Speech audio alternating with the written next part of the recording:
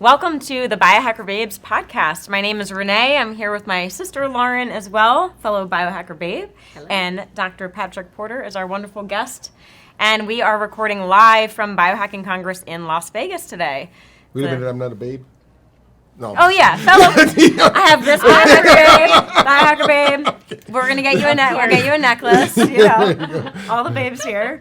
Yeah, but it's such a pleasure to get to interview you again. So if you have not already heard the episode with Dr. Patrick Porter, please go back and listen to it because we talk a lot about the fabulous BrainTap, our favorite biohack. So today we're gonna dive a little bit deeper, and we also were fortunate enough to hear you speak yesterday, which is always such a pleasure. I always learn so much from you, and it's just such a great topic.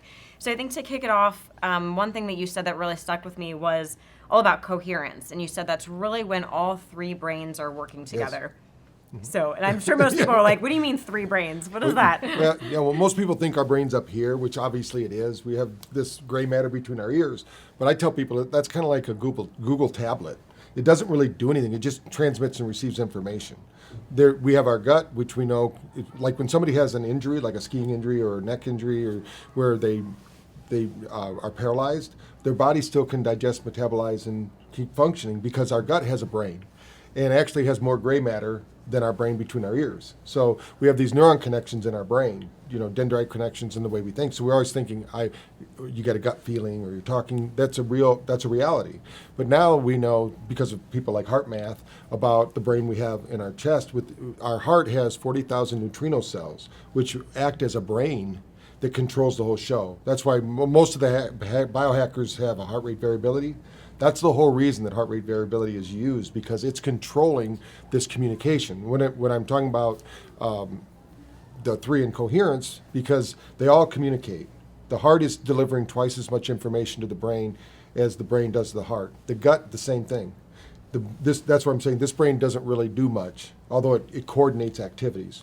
So, but when they're coherent, you can measure that. Like when you're measuring your heart rate coherence, what you're really measuring is, how's your nervous system functioning? Are you able to be stressed and then relax? Are you able to relax and then be stressed? And for those who are wondering how people that aren't familiar with heart rate variability, I like to tell them, if you work out, you can test your heart rate variability very easy to see if you're recovering. This is what we do with the Olympic athletes, is you do the HRV before you work out, do your hardest workout, whatever you want to do, measure it afterwards. You're going to see it's crashed. That's what it's supposed to do. A lot of people get freaked out. And then 4 hours later, without doing anything, no interventions, you should recover. You should be where you were when you started your exercise. If not, you're overtraining. You're going to actually get declines, and you're not going to get the gains you're thinking just by putting in more time.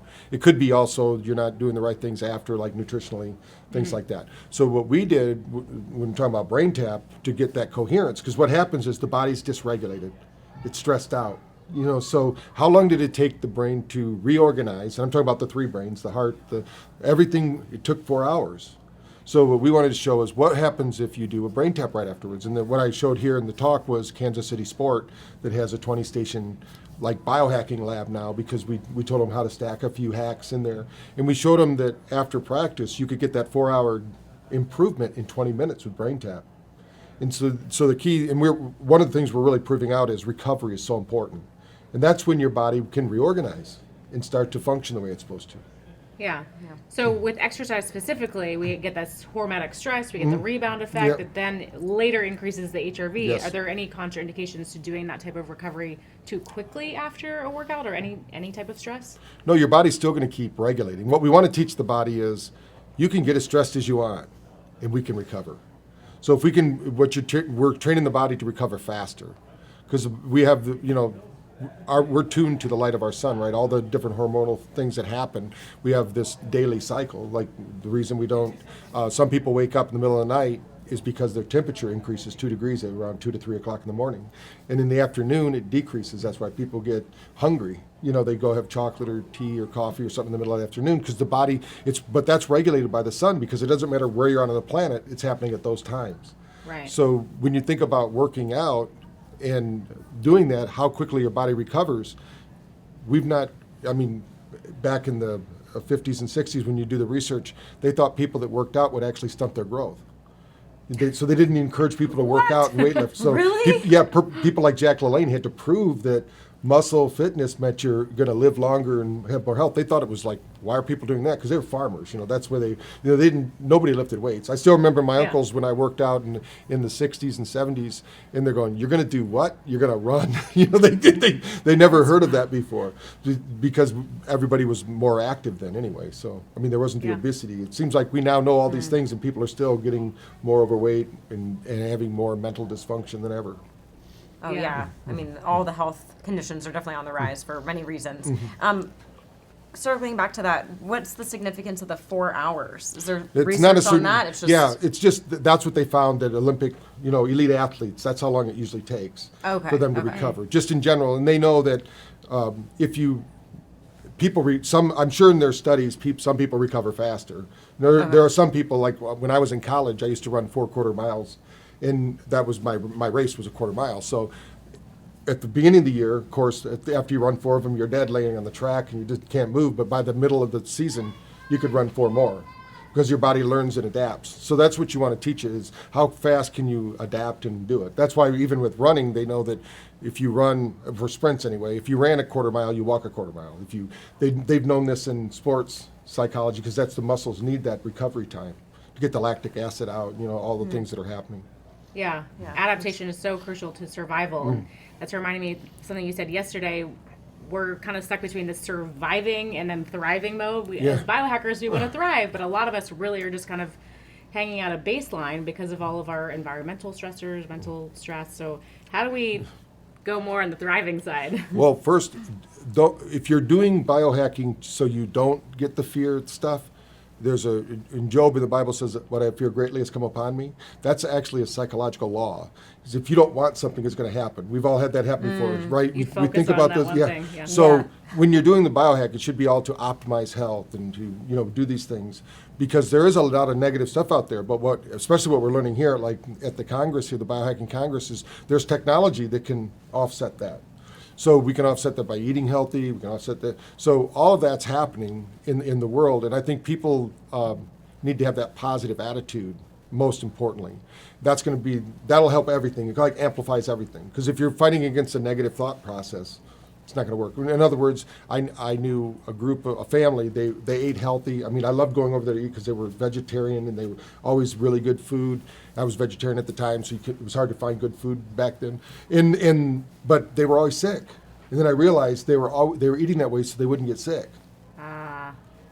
And they nutritionally. Now what we know in that survivor and thriving brain, that puts you in the survivor brain, even though you're eating the way you should, as long as your physiology is showing up and your psychology is out of balance, that's another state of coherence.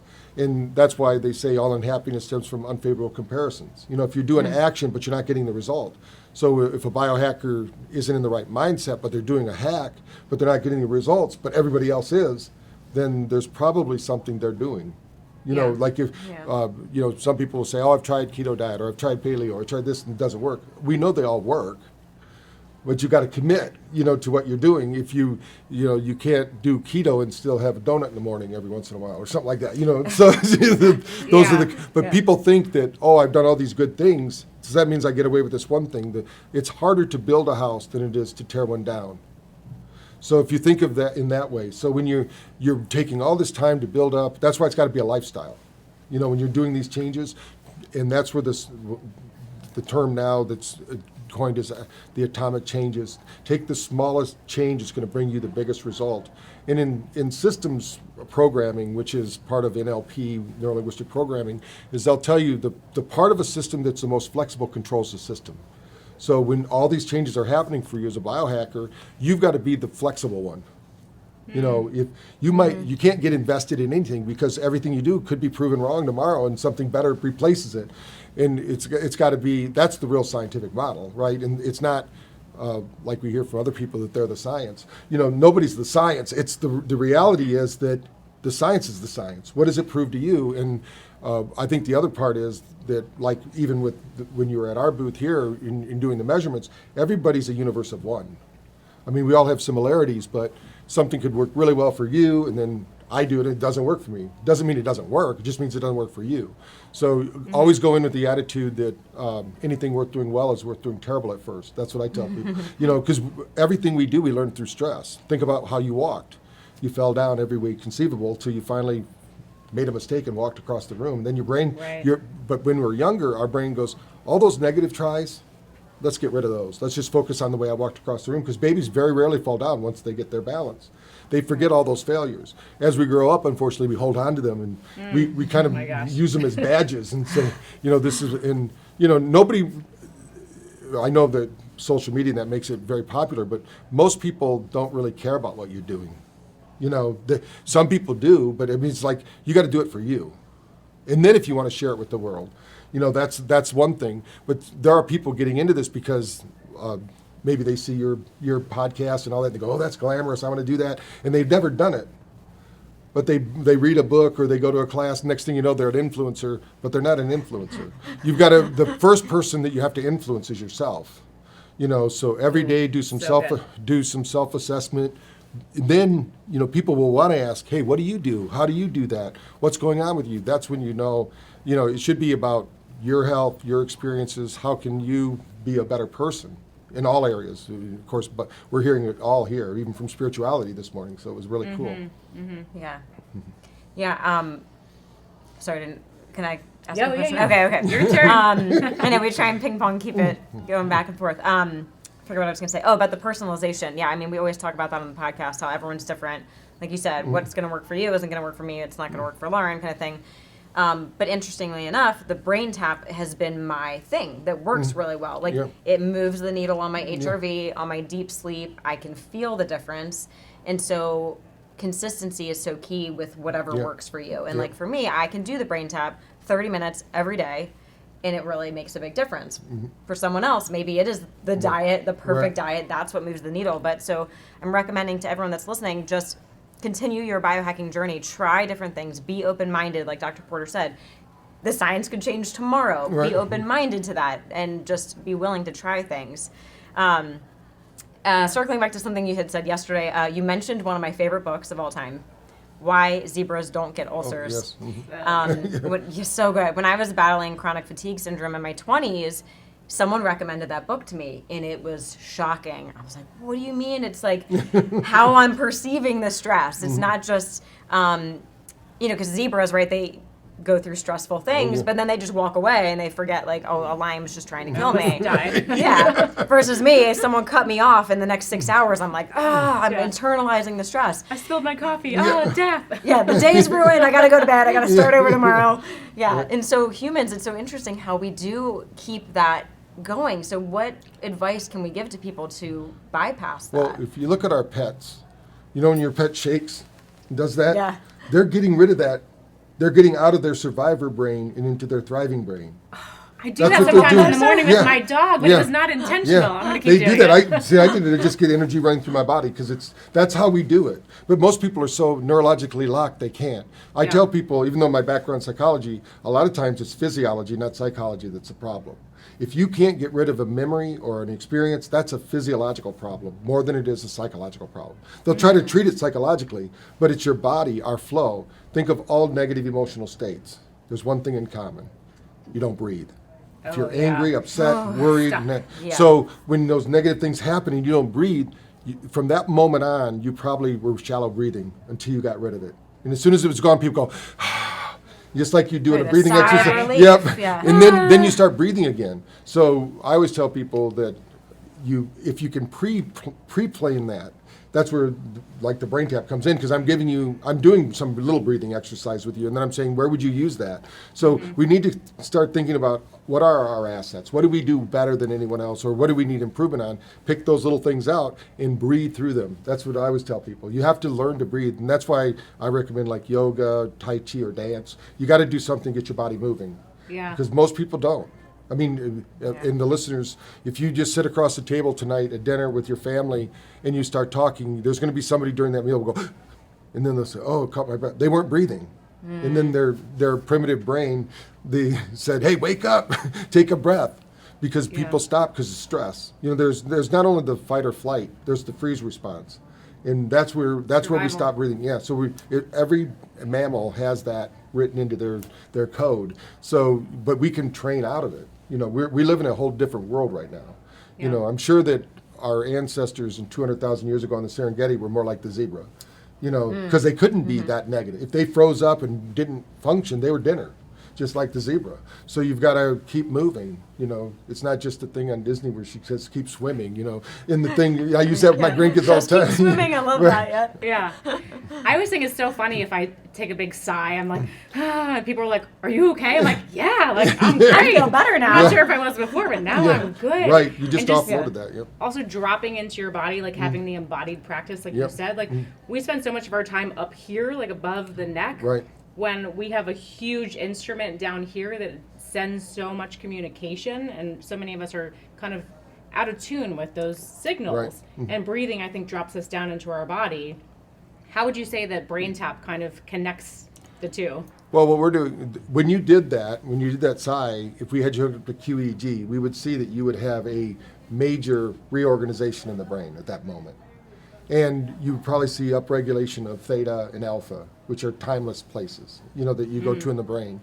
And so what BrainTap's doing is it's putting you into the psychological and the physiological state at the same time. Now your brain will match that with the emotion that makes sense, because the emotion not only drives behavior, it runs the program. You know, we're still, no matter how cerebral somebody is, emotion still at one point will take over, and you know it'll start controlling some facet of their life. So with BrainTap, we're going to take away the physiology and just get you to start visualizing, you know, how your body's supposed to function. We do that through frequencies, light, and sound. So it's not the way our body communicates. You know, when they say communication is nonverbal, 88% is nonverbal, right? Well, we now know it's probably more than that. That's nonverbal, because we're also sharing light, we're sharing frequency, we're sharing energy. When we're standing here, we're different than our last one we did across the computer world. We're in each other's energy right now, and there's actually information being shared. That's why it's not just a thing. Some people are more sensitive. They'll go, I got a good vibe from that person, or I didn't get a good vibe from that person. What they're saying is my frequencies didn't match with that person, and it wasn't anything they said. You'll know this, like in the book by Malcolm Gladwell, where it's called Blink. They've done tests. It's like right now, you know, we get so much information. In fact, in ESP, just to put that a kind of an exclamation point on that, there was a study done where they were doing the psychic cards, where you had to guess if they were red or black, and they had to hook up to QEEG. They were guessing. They could find out what they were going to say before they said it, and they had 100% accuracy reading that precognition that we all have. Before Wow. the card was still in the deck. Nobody had touched it yet. They knew what the card was. So imagine, most people don't even get 50%. And that would be statistically normal. Sure. But Yeah. the people that are sensitive, that believe they can do it, every one of them, even the ones that scored 25%, they knew the right one but didn't say it. Their brain picked the right one because they knew the region of the brain that would light up if it was red or black and things like that. And so we're doing that, and that's just a card game, right? A little psychic game. But we're doing that all the time with people. You know, how many times you're sitting there listening to somebody, but you're waiting to say something, you know, because you're formulating that. That's because you anticipate, you know, when they're going to end or what's going to happen, because we're always kind of future pacing and using that. Oh yeah, I'm doing it right now. Yeah. I'm like, oh, okay. Yeah, All your right. turn. Okay. Yeah, Totally. I will say about the card thing real quick. A friend of mine, Blake Eastman, he has a company called Beyond Tells, Oh. and he works with poker players, and it's all nonverbal. And it's amazing what he can pick up and train people. No words at all. It's just the eyebrow, the pulse, maybe hand movement. Yep. Which makes me wonder what is happening to children today with the mask issue. I think I was going to bring that up. Well- I've heard Yeah. that there's like a decreased, time in learning to speak because they're seeing their teachers with a mask. You don't see the lips moving. Right. And a Well, huge the part of scariest communication. part was they did studies, and in general, everybody was 25% dumber when they wear a mask. wow, 25%. Statistically. So if you wanted to drop their IQ by 25%, just put a mask on. And then the other is that they're not getting, when we read, there's aphasia, where that means people can't read faces. They can't remember your face or whatever. It's a psychological disorder. They think we're going to have more of that because we learn as children. There's a group of children that didn't learn the facial cues at the right time in their development. And to put that in perspective for the listeners, Do either of you speak any language besides English, or do you just speak one language? A little bit of Spanish. Okay, Not so- as fluent as I used to be. And a little French. So you had 2 languages in there, right? If you learned another language before 7, the circuit that learns languages stays active. If after 7 you're not speaking another language, it goes dormant. Our science officer, Dr. Sidral, I was in India with him, we were traveling. He speaks 6 languages. So I'm not surprised when he just starts speaking a language. And we're leaving India, and he's talking to this person in Hindi. And I said, Francisco, when did you learn Hindi? He said, oh, we've just been here for 3 weeks. I picked it up. Because his brain circuit was so active. Wow. We don't learn the way you think we learn. We learn by absorption.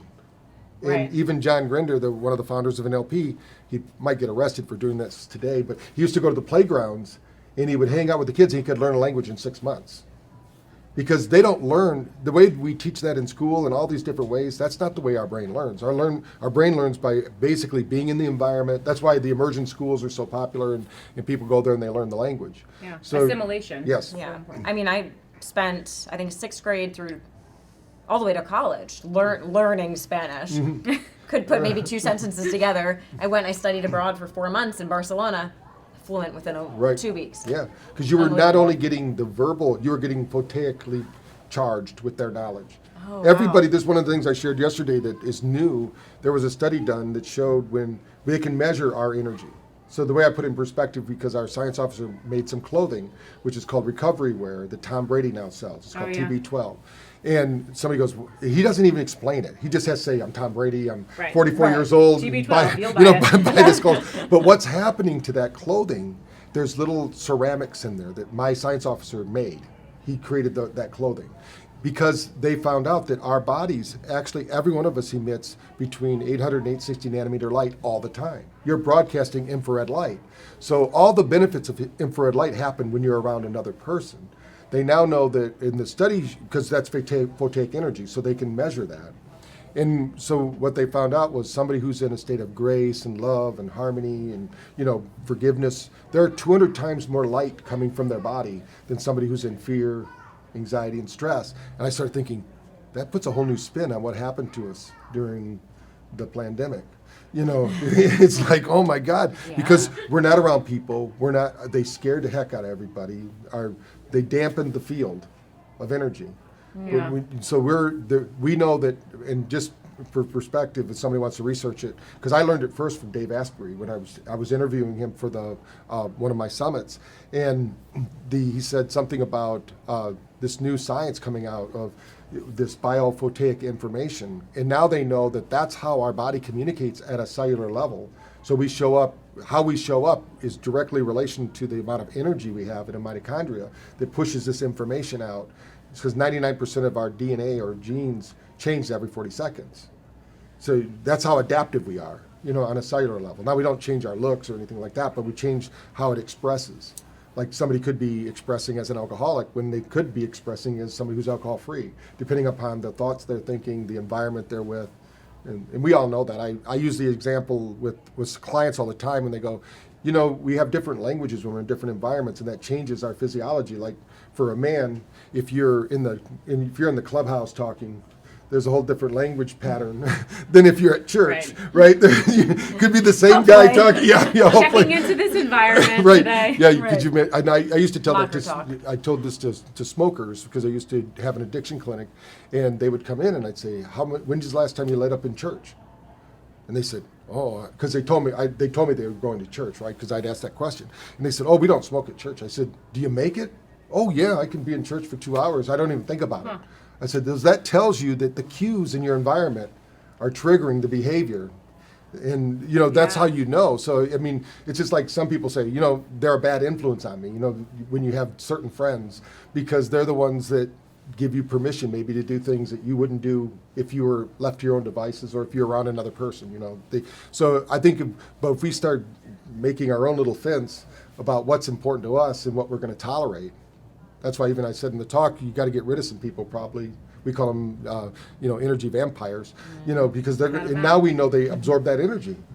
They're like a succubus, they're just, and there are people that when they leave, it feels like a little piece of your soul went with them, Oh yeah, and I think some of us almost feel shame, feeling like, oh, I feel like my light was stolen. I'm a bad person if I like cut this person out of my life. But like we do have to be protective, and I think choosing your environment wisely. That's so interesting about the smoking. I keep thinking about this book that I read recently, The Path of Least Resistance. We were talking to Freddie about it yesterday, and to actually make change, like to go from problem solving to creating, you have to change the thought process of, it's not, I don't want to smoke, it's, I am not a smoker. Right.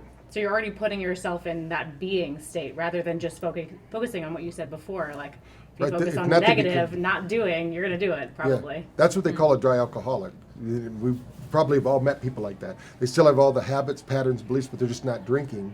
And eventually they're going to do something to trigger the behavior because they haven't changed the thinking. Everything else. And actually, they say, even in the Bible says you can't put new wine in old wineskins. And what that metaphor is, you can't put new thoughts into an old brain. You got to upgrade that's where the neuroplasticity comes in. Now in neuroscience, you can't, the old thinking is not going to get you where you want to go. You've got to upgrade your thinking. And now we know it's all about energy. So I think that's why, like in the biohacking community, people change their psychology as well as their physiology because you're doing it to better yourself, and I don't think a lot of people, even though they do things for themselves that are damaging. Like they go, I'm worth the most expensive whiskey or whatever. That becomes, that's their reward, where most biohackers might say, maybe I'll have a little bit of that, but then I've got to do this and this and this and this over the next 3 weeks. And they go, well, man, I'm going to say no to that because I don't already thinking about the consequences. Yeah. And that's what most people with addictions don't do. Our brain, there are people that are called through time people. They usually don't get addicted because they know if you were with my wife and you're going by a bakery and there's a piece of chocolate cake there, she'd go, oh, I got a stomachache just looking at it. But she's, 120 pounds. I look at it and go, man, that chocolate cake looks good. I'm like your wife. I'm like, oh, no. Right. So that's a through time person. An in time person is someone like me that says, cake, I'm going to eat it. And then while you're eating, you go, I can't believe I ate the whole thing, like the old commercial that was on television. Because in the moment, you're not thinking about the consequences. So an addictive brain is somebody who just immediate gratification, no thought of long-term consequences. I think what a biohacker does is they stop for a minute, take a breath. What is this going to do?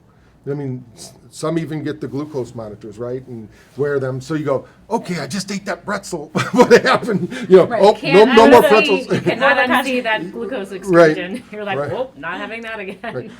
Even with our little scanner that you saw, the neuroscan, my nephew, we went out, shot some pool. We were visiting, and we showed him. That's when we first got it. We were in the family. We were doing all the scans with him, and he scanned really well. But we went out to shoot some pool, and everybody's drinking water, and things like that. He's drinking beer. He's the only one drinking beer.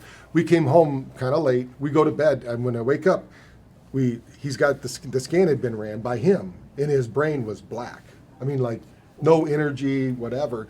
And when we woke up, I said, Wallace, what did you notice there? He goes, I'm not drinking anymore. I can't believe that's what my brain looked like. He was 27 years old, and he had the brain of a 99-year-old or something. It was terrible. And of course, after it took about 3 days for his brain, we were there for a week, and we kept measuring it every day. I said, let's see how long it takes your brain to regulate. So if you go out and get hammered, it's going to take about 72 hours for your nervous system to go back to normal. So that data is so powerful. Renee and I talk so much about using data to build your intuitive practice or tapping back into your intuition. So can you explain maybe how BrainTap works on that neuroplasticity to connect that and maybe make it just easier for us? Well, the biggest thing is that a lot of the intuition comes from pictures, right? Or you have images or hunches or impressions. So if you're in beta, which is where most people operate in high levels. That's the dopamine receptors and why everybody's driven by all these hedonistic behaviors. And then when you go, or they have so much delta, they're like brain fog. They're just they don't have any energy. So what we're going to do is we're going to get you into that alpha theta state. That's where intuition, that's where it lives. Even when we're operating on a day-to-day basis, we should have about 30% alpha because if you don't have 30% alpha, a few things can happen. One is if it drops below 20%, we find people become nonverbal. Or they become so stressed just thinking of their thoughts because people think we just speak in this voice box just like a CB radio or something, broadcast the message. Power on. Right. There's a lot of activity going on just to speak, and you have to be in alpha. So like when we did studies with autistic children, as soon as we got them over 23%, 90% of them were speaking because now they had the brainwaves. So when you talk about intuition, in that place, we're always predicting our future. Every neuron that we have is more powerful than a Cray computer. The Cray computer is still the most sophisticated computer we have on Earth. The color pictures we see from the moon were actually taken with a black and white camera, reprocessed by the Cray computer before color film was invented.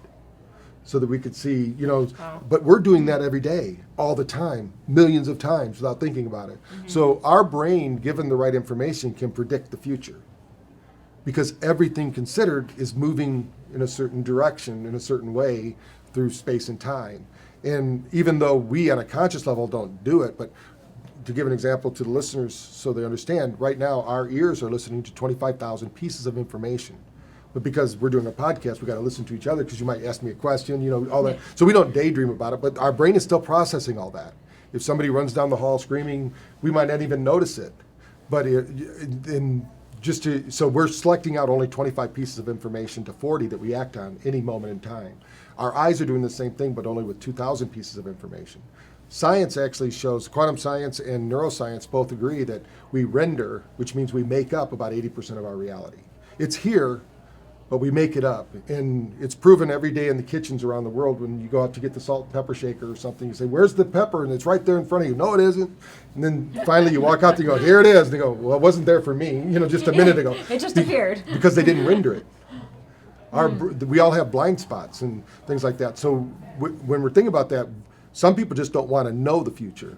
They're pretending they don't know. Like when I see somebody who asks me to help them with a behavior and then they don't change, I go, what are you pretending not to know? As soon as it becomes a part of your awareness, you're making a conscious choice. It's no longer a habit. Yeah. There's a difference.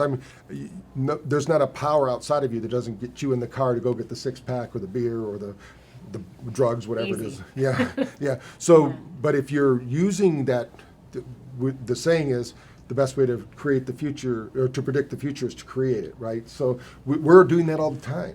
We're choosing what to interact with. This is almost like a graphic user interface, and it's driving behavior because we might see somebody and do that. So with what's happening with BrainTap with intuition is also there's a chemical correspondent to all this. So each of these brain waves actually tells the gut to produce those neurotransmitters. If you don't have a lot of GABA in your system, which right now is like one of the biggest people looking to hack that, and even the medical communities, but nothing can match our brain's capacity to make GABA. Our brain is the best pharmacy on earth, the greatest pharmacy. But we have to have theta, or we have to have high gamma. One of those two, and then our brain starts to create this GABA. So gamma or theta, that's when the signal comes. So when you're in those frequencies, the gut says, make more of this GABA thing. Now, why is that important? GABA is what is a precursor to DMT. And these are all made in our own brain. Some people take substances outside themselves, but the reality is it's always the receptors in the brain that make us have our experience. So you could have a DMT experience without DMT because the DMT's in your head anyway. It's amazing. So what happens then is you start to move through time differently in these states. And even Einstein knew this when he said, if you're with a beautiful woman for an hour, it seems like a minute. If you're sitting in a hot stove for a minute, it seems like an hour. Because it does depend. We've all been, somewhere where it goes, the clock's running backwards. But when we're doing something we love to do, the time seems to fly.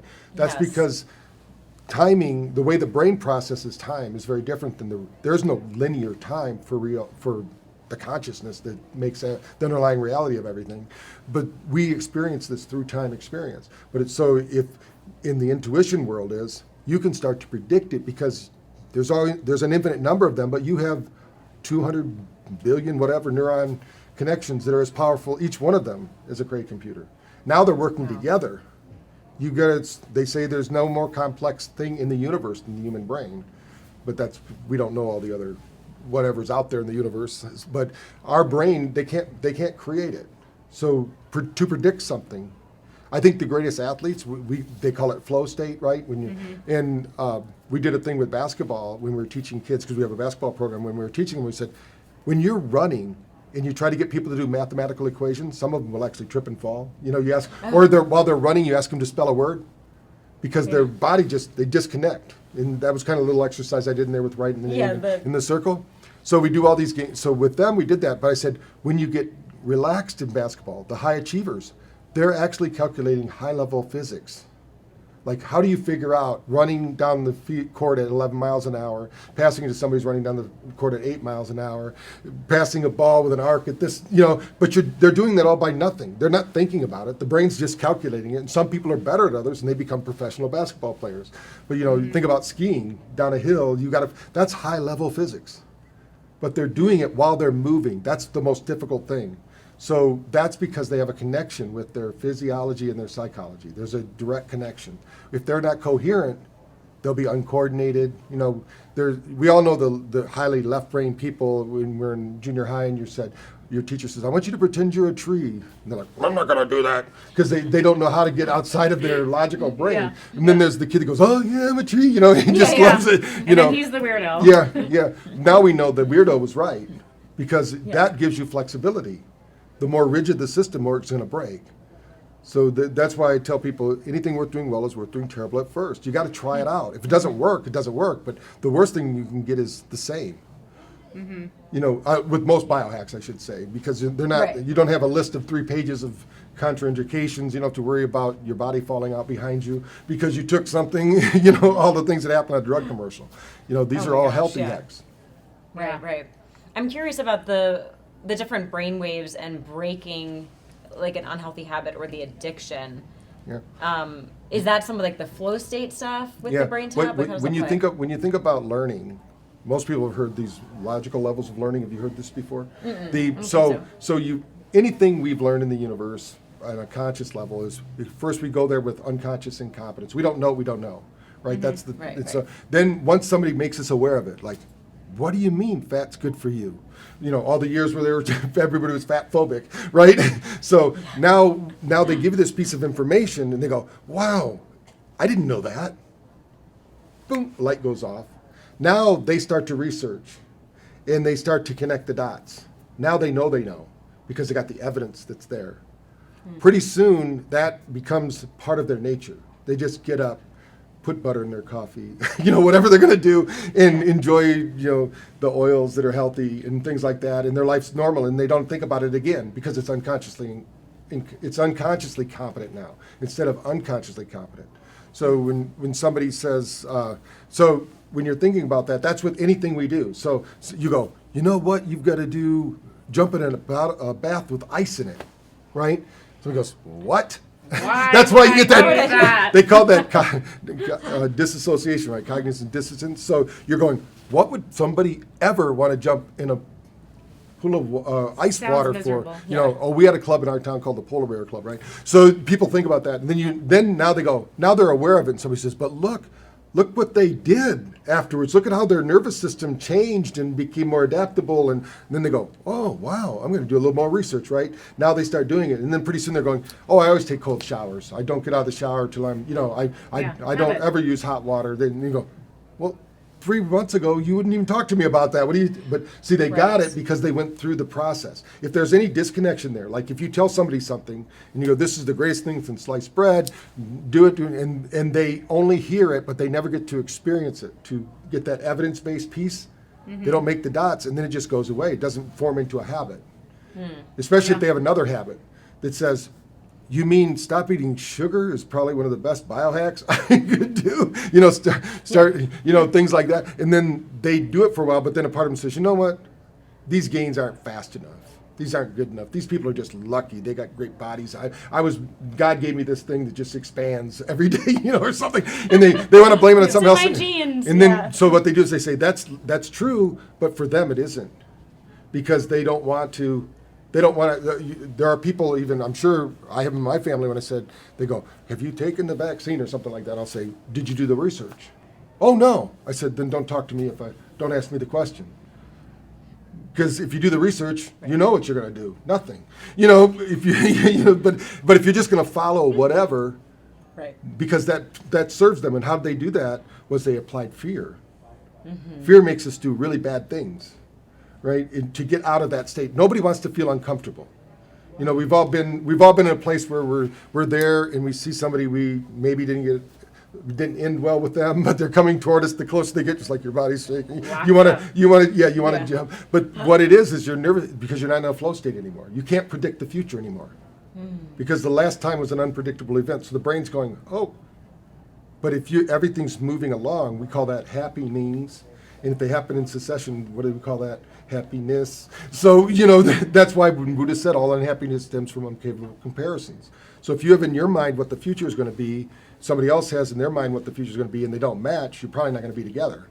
Right. So that's where the mismatch happens. But you can become, what we find is the more you start to use your senses too, the more you'll have intuition. My dad, when he taught Silva, there was a technique they taught. People who've done Silva know this. It's a medical, you can all become medical intuitives. In my dad's classes, 100% of the people were medical intuitives once.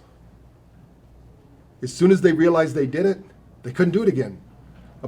Only about 10% of them kept that skill. But every person in the Silva method, when you go through, you put a silver space up and you think about somebody's problem that has an illness going on in their body, I'll tell you what that is the first time. And then what happens? Then what happens is they start questioning it. We don't trust. We don't trust. So you're talking about the biggest thing with intuition is when you get a thought or act on it and then find out your own intuitive tells. When you talk about the tells, we have tells too. What we used to do with the kids in the classroom, I could tell you if I watched a video of a teacher, if something was going to be on the test and I watched her over the course of a week, I could tell you every piece of information she's sharing that would be on the test because she's trying to hide it from everybody. She knows what's going to be on the test. So we taught this to the kids in a study we did, and the teachers go, they're cheating somehow. And I said, no, we taught them how to read you. Wow. And ask the right questions. So we gave them trigger questions to ask when they saw certain behaviors. And these people, they would literally start to squirm because they couldn't say it was going to be on the test. But you could ask that if you were a student, say, that's a great piece of information, Miss White. Is that going to be on the test? And the teachers freak out. Freezes up. Oh, wow. So, It's like the Mentalist or something. Yeah. But everybody does that if they've been properly cued, right? As you're growing up, we get the things. Even as far as being born, that starts to affect how you process reality. I mean, if you're born cesarean, they know you might not get all the releases of the primitive reflexes, which have a lot to do with coordination, learning, neurofunction. And now with everybody wanting it to be convenient, I'm going to schedule it because I have a golf game at this time, so you got to come in at 10 in the morning or something. Have my coffee and then we're going to go. Yeah. Yeah, actually someone told me one time when I was dealing with chronic fatigue that my body was locked into sympathetic state. And one practitioner thought because I was born as a C-section, it's a very stressful surgery, and I came into the world in a stressful situation. I mean, that was at least their theory. Yeah, because you didn't get all the challenges. So one of the things you might want to do is get with there will be some biohackers. I learned some of it when I traveled with Robert Melillo. He's an expert at this primitive reflex stuff through Sweden, and I learned, even though I'm not a chiropractor, but people will have this we call it sympathetic escape now. So your body's in there, doesn't want to come out. So you're locked in.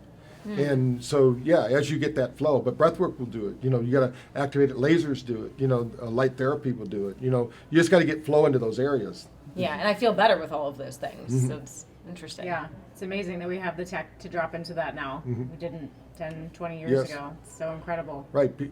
I've seen people that had chronic fatigue, different problems happen. They take them through the 7 steps to unlocking the primitive reflexes, and they never come back once they're unlocked. So if you find somebody who does that, I'd just recommend doing that just to get it done. Everybody I've ever met that's had a cesarean. Now, my daughter we didn't have a cesarean, but she should have because she had other things happen there's a chance either way, right? Something might happen. So you just got to recover from that. But they know when you go through those challenges, we learn through stress. Our physiology learns through stress. Our mentality learns through stress. Everything is about stress for us because then we adapt. So it's not a bad thing. I think that's one of the sad things that's happening in our world right now is a lot of things aren't being stressed anymore. Everybody gets to pass. Everybody gets an A. Everybody gets, comfy. and that's not the way the universe works. There is, unfortunately, it's still the law of the fittest. Who's going to survive. If anything taught us anything over the last 2 years is that stress is a killer because of what it does. It makes people do things they wouldn't do. Like they wouldn't go medicate in this way. They wouldn't stay in their house. They wouldn't wear a mask. But because you're fearful, you'll do it because you want somehow that's going to help us out.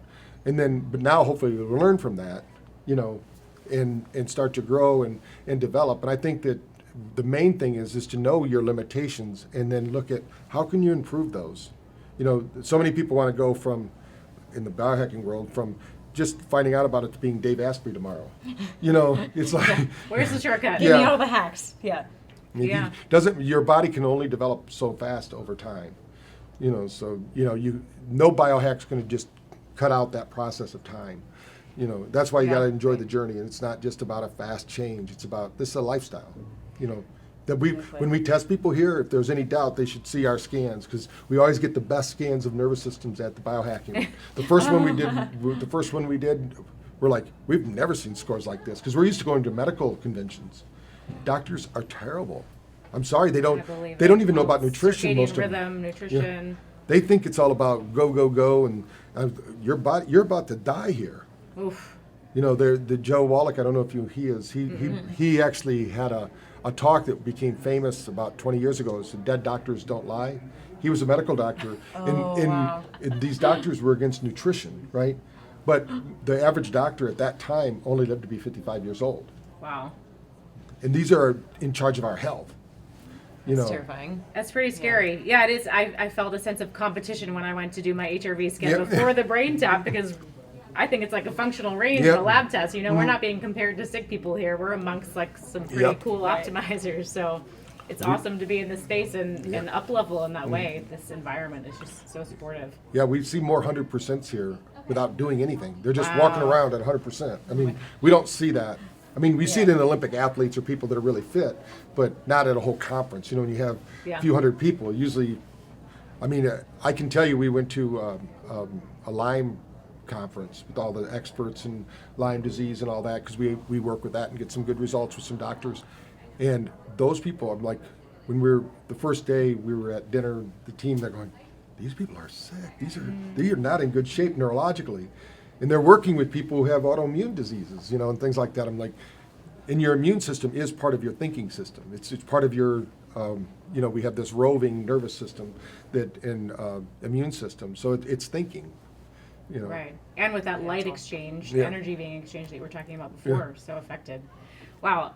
Amazing stuff you've shared today. It's always such a pleasure to talk with you.